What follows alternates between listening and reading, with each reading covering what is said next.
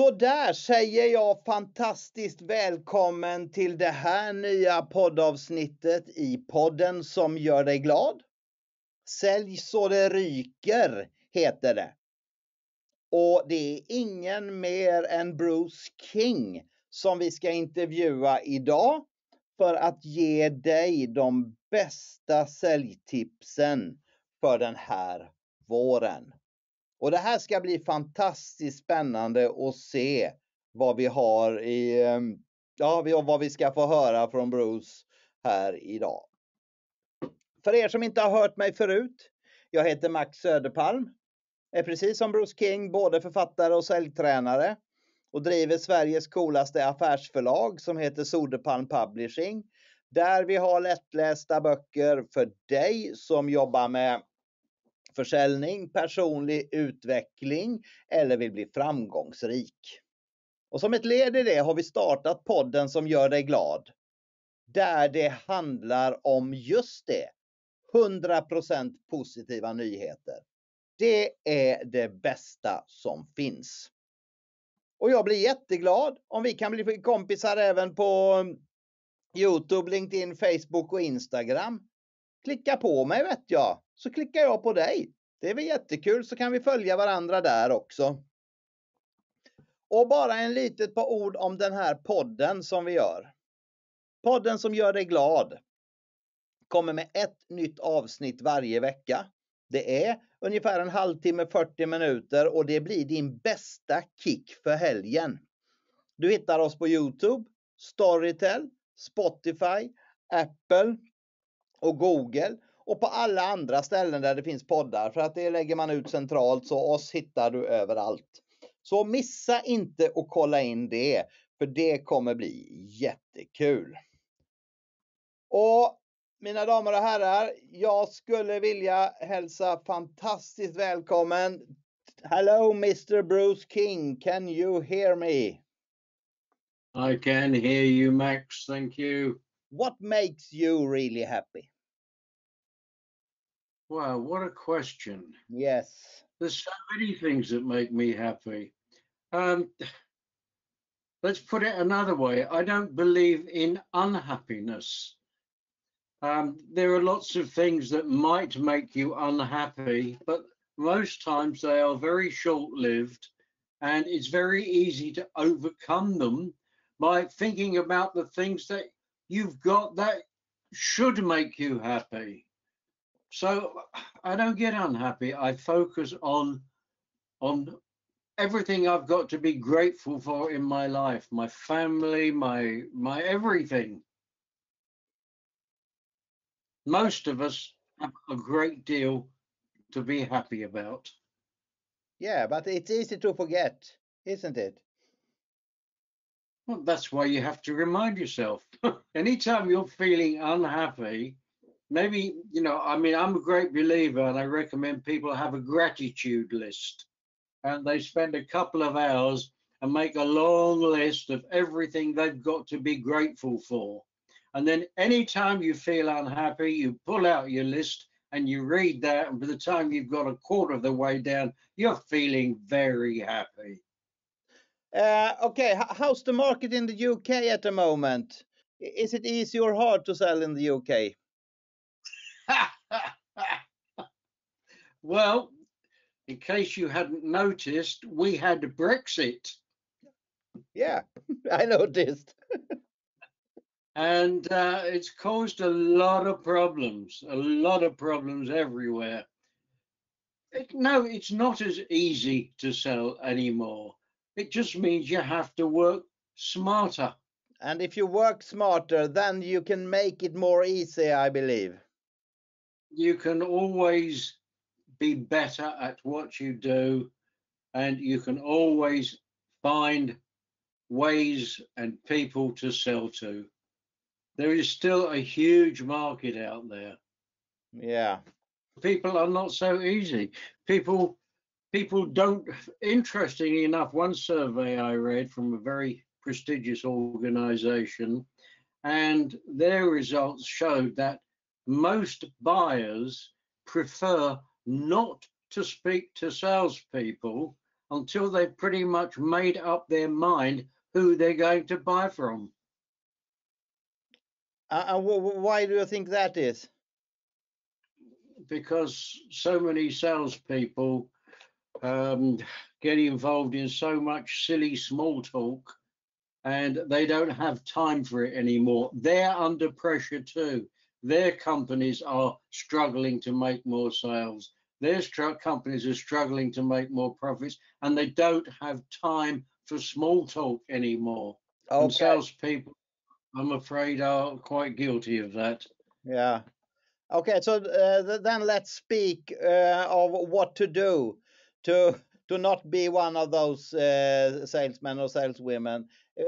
Before this webinar, I asked you for 8 advice to increase your sales, and you have written a lot of very good sales books. So I think we go through them and see what we get.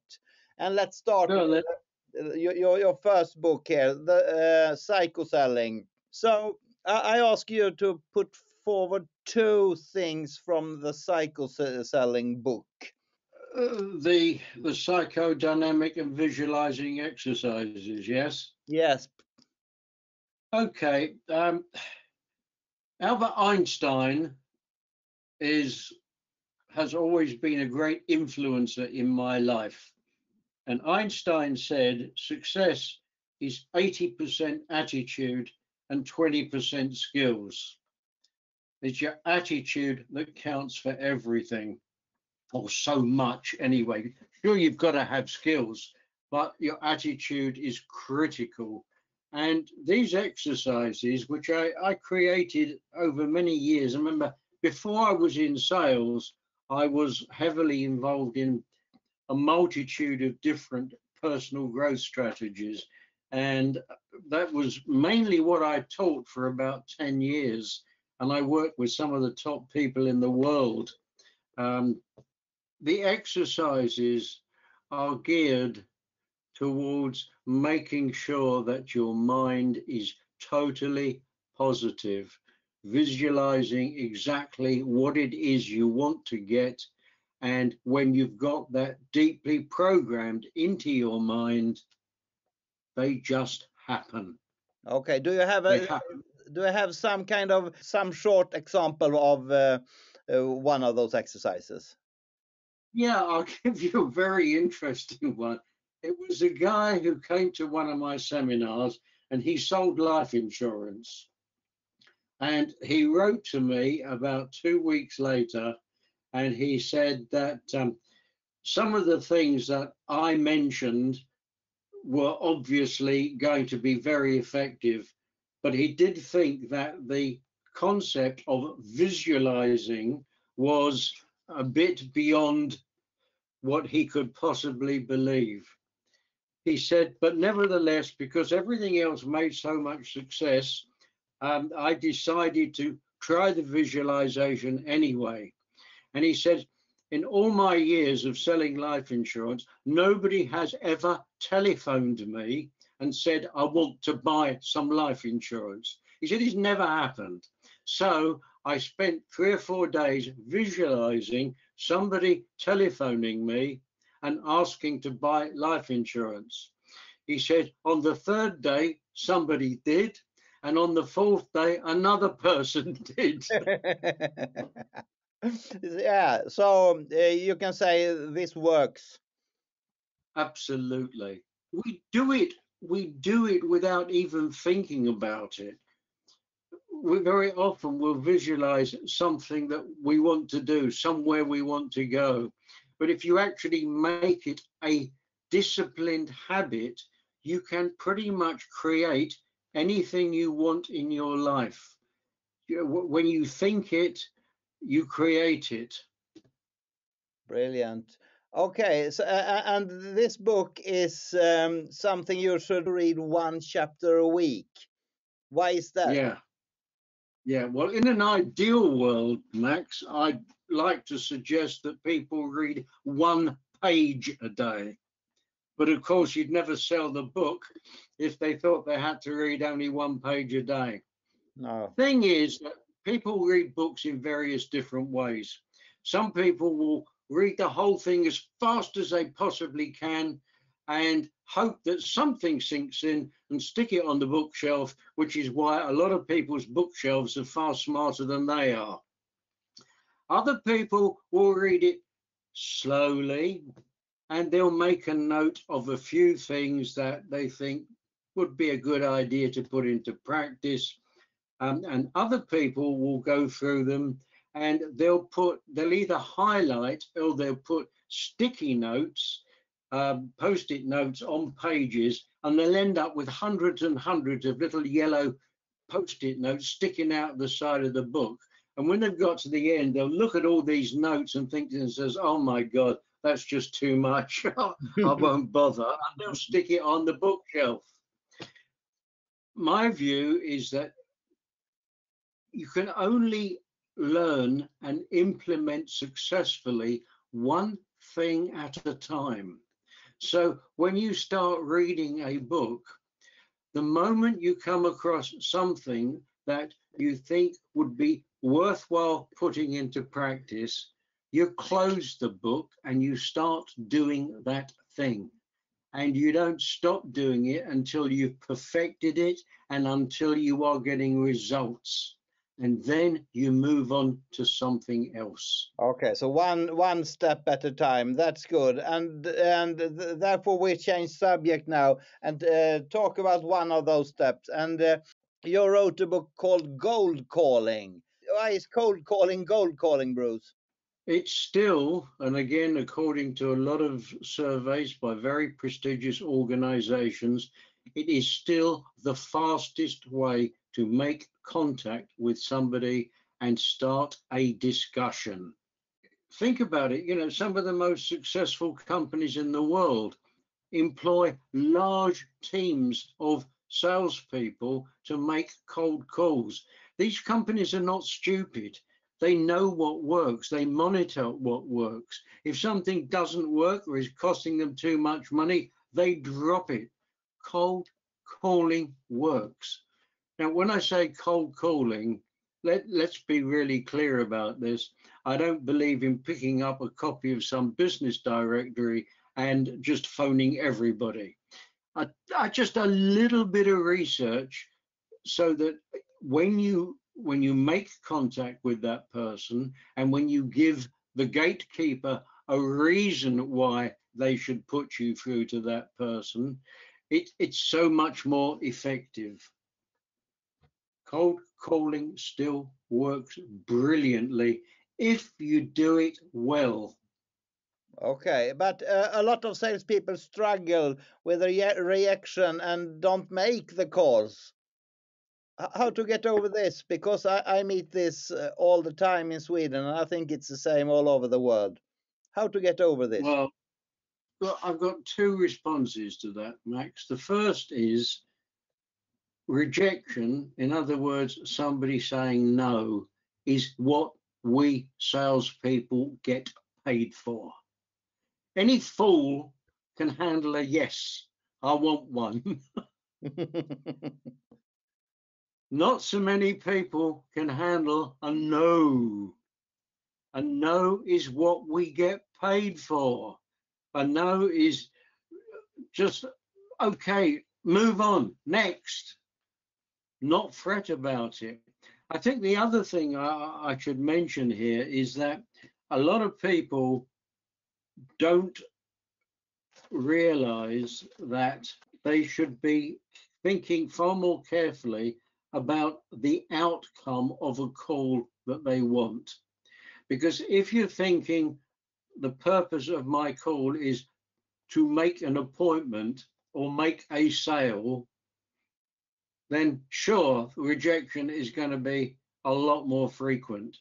But if instead you think the outcome of your call should be to identify whether or not this prospect has a need for your product or service or not, then whatever the result is, you have a positive result and you move on.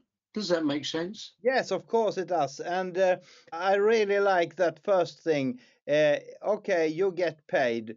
and you get paid for the no's. So I think it's not so bad to be paid for no. I think that's really good. I think we change subject again, and now we go to my favorite thing here, the referral thing. You wrote a book in Sweden. It's called Referenser, in English, Winning Sales Referrals. And I know you are a master at this subject. So why do you think you should ask for referrals? Well, several reasons. The number one reason, as far as I'm concerned, is that I like to do as much business as possible in the easiest possible way. And there is nothing easier than asking for referrals and doing business with those referrals. Referrals are always easier to make contact with. They're easier to sell to. They very rarely negotiate heavily on price, and they are most likely to introduce you to other people to refer you on again. No, me either. But why don't you think people are doing this? When I step into, I ask them, "Do you ask for referrals?" No, they say. Why do you think it's like that? Can I be honest? They're stupid. Cold calling, they love knocking on doors in the pouring rain. I mean, for goodness sake, you just have to learn how to do it properly, and you get everything you want, everything you need to know to be brilliant at getting referrals by reading that book. Okay, so one section in the book is something you call the new town approach. What's that? Yes. Well, I'm the greatest believer in asking everyone for referrals. And I don't know about you, but what most people do when they go shopping is they go to the big local supermarket and they get everything in there. They'll never get the chance to speak to the manager and ask them for referrals. And the manager wouldn't know who the heck to refer them to anyway. So the Newtown approach is, imagine that you're going to live in a new town and your intention is to get as many people as possible referring you. So you don't go to the big supermarket, you go to the local butcher, the local newsagent, the local fishmonger, the local baker, the local everything you can find. And you go in and you introduce yourself. I'm new to this town. I'm going to be doing a lot of shopping with you here. I noticed that your blind outside is a bit shabby. Who's the person that looks after that for you? Any chance you could refer me to him? And you just ask all these different retailers. Yeah, you could do it at the petrol station. You could do it everywhere. Just keep asking for referrals. Nobody's going to take offense, especially because you're buying from them and they want you to keep coming back and buying from them. Yes, of course. Let's switch to this, and maybe that's a way to explain this question about why people don't ask for referrals. Together we wrote a book called 74% salespeople suck. På svenskas 74% av alla säljare suger. So, Bruce, why do you think 74% of salespeople suck? They just do. And one of the reasons that they do, I mean, let me give you an example. When I go into a company, if I'm asked to go into a company and talk to them about how we can get their salespeople selling more, the first question I ask them is, when was the last time you sent your salespeople or you delivered to them a sales training workshop? And 95% of the time they say, oh, either never or a long time ago. If you don't teach people, keep refreshing them, keep giving them new ideas, of course they're going to suck. They're still doing the same thing they did 25 years ago, but they're not doing it as well anymore because they've slipped into a whole load of bad habits. And in addition to that, when I'm running a seminar, an open workshop, and I've got maybe 300, 400, 500 people there, one of the questions I ask them is, please raise your hands if you've read a sales book in the last 6 months. And if I'm lucky, one hand will go up. Selling is a profession. Most professionals have to carry out ongoing learning. It's part of their program to maintain membership of whatever organization that they belong to. It should be the same with salespeople. We're professionals. We need to keep learning, keep studying, and keep getting better. Okay, and so why do you say it's a good thing that the other 74% suck? Aha! Well, here's the thing. Companies have to pay salespeople, the 74% of salespeople, sufficient salary and commission to get them to stay in the job. And if they're really bad, then that basic salary has got to be, it's got to be sufficient for them to be able to keep their families, keep their standard of living, and keep working with that company. So if that's the case, if 74% are paid well enough to stay with the company, the 26% who are going to be on the same deal are going to be capable of earning so much more. And that was the reason we wrote this book, because top 26 make more money than anybody else. Yeah. So you have to choose if you want to be among them, the 74% or the top 26%. Not very hard to choose there. Okay, so then I have another question here, because everybody talk about the market is crap. What's your best advice for selling when the market is crap? Needs a change of mindset. The best advice for selling is the market is incredible. All the other salespeople have given up. They're sitting around moaning. There is a fantastic opportunity out there for you. Go sell. Yeah, perfect. And okay, here we have all, no, not all, but 9 of the great authors of this book we made together called Boken som gör dig glad. And why do you think it is important to read this kind of books? It comes back to what you asked me right at the beginning, Max. Success is 80% attitude and 20% skills. These books will get your attitude right. And when your attitude is right, everything becomes so much easier. It's real tough to read a sales book when you're feeling down and negative. But when you're feeling up and positive, you will absorb that information and you'll go away and you'll use it.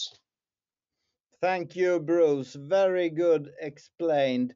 Hörni, det är ju så här att vi har satt ihop en jättespecial här för dig som vill hänga på det här.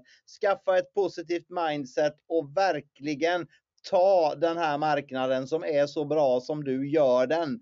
Så ska jag bara berätta att nästa avsnitt av podden som gör dig glad, det kommer om en vecka och det kommer jag köra själv den här gången. Jag kommer presentera en kille som heter Napoleon Hill, som jag vet att både Bruce och alla vi andra som har varit med och skrivit Boken tycker är en fantastiskt stor inspirationskälla. Det är han som har lärt oss det här från början, om hur vi sätter mål och hur vi når framgång.